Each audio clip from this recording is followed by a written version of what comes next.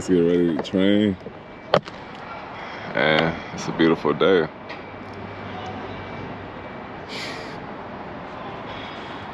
Six Flags down the way. Thanking God I got the words to say. One of the best strawberry banana peach yogurt, which is Ioko's to be exact, smoothies with vanilla almond milk ever.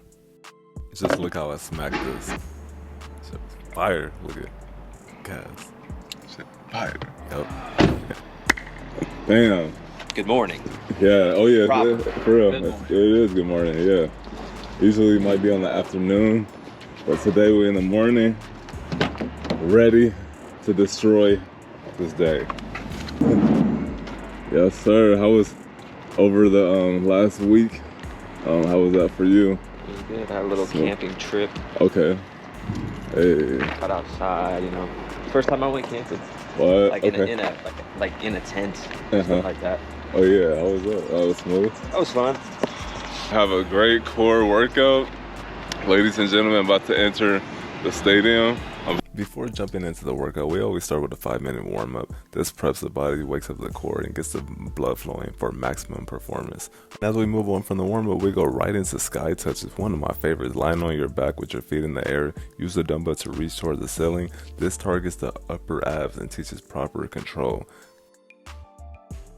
Weighted Russian twist, another favorite, and this is what you do, is you twist side to side with a dumbbell. This move builds rotational strength and sculpts the obliques. Now when you crunch at an angle, you want to focus on the dumbbell being towards the knee, and you want to make sure that you are going towards the sky, also almost similar to sky touches. But with this, we're going at an angle, squeezing the core as much as we can at the top of the rep, and the whole point of this is to squeeze the upper abs and the obliques.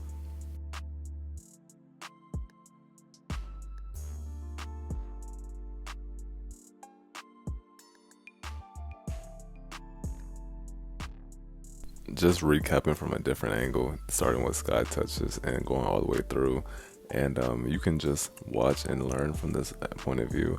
I'm gonna let the demonstration, the visual, do the talking, and the music also do it. I did want to mention lastly that everything is done for 3 sets. As many reps as possible is the goal, and some of the sets I actually do weighted to non-weighted. That's what I did, switch it up here. So I had them do weighted and then I do non-weighted. So this is doing contrast training, tricking the muscles, and we're actually having a more fun way of training, and it burns. It really does.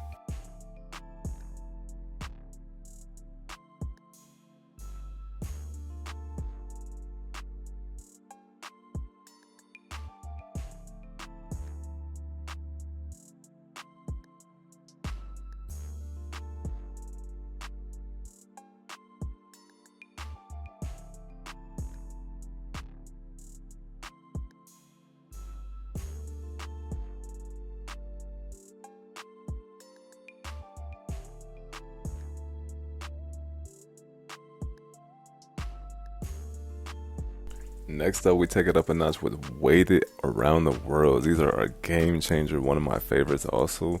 This is using a weight plate, or you can use a dumbbell. We move it in a circular motion around the body to strengthen the obliques and improve shoulder stability. We keep reps controlled, 20 each side, and then we move on right into standing weighted presses with straight arms. So a straight arm, pretty much walking press.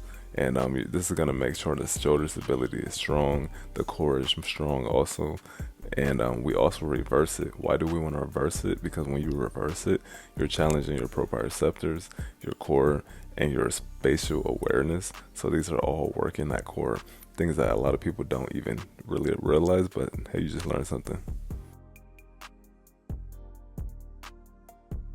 We do move on to a dumbbell weighted walking lunge. So here, this is a goblet format. He did have more tired arms at this point, so he did switch to this. But we're gonna go back to that. He's gonna switch back to a overhead type of style, and it's definitely something that takes a lot of core strength to do more overhead back to back to back. So if you are doing these, just be prepared for your shoulders to feel a little tired, and that's cool. That's a part of the program. And so the whole goal is to push off each step, squeeze your core and push. Get some yardage when you push off. Yes, sir. That's exactly how I want it.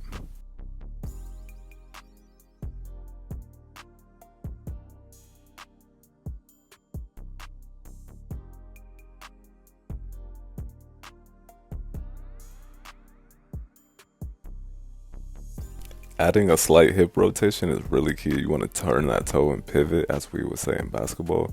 And as you pivot, you're activating that oblique more and those hips to bring it through. So that's what I was educating him on, is that, hey, when you want to turn those hips, use that power that you have. And that's exactly what I told him.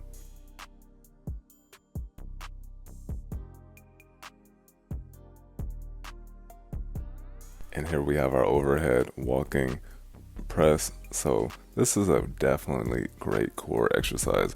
While we going forward in reverse, as I stated, we challenge our spatial awareness, and we're also challenging our proprioceptors in our toes, our feet, and our core. Our whole body is understanding that, hey, we got to balance ourselves so that we can keep this way above our head. Then we go right into overhead lunges. I was gonna say squats, but this is lunges, forward and reverse. The whole point of this is to not only challenge stability, but you're actually gaining a great muscle contraction doing an overhead lunge, because you're challenging your shoulders, you're challenging your lower body to keep more stability, because now it's actually having to go with gravity. And so that's what we did today. So thank you, ladies and gentlemen. But let's listen to Lane. He gave a nice few gems, few wise words. So let's listen to him real quick.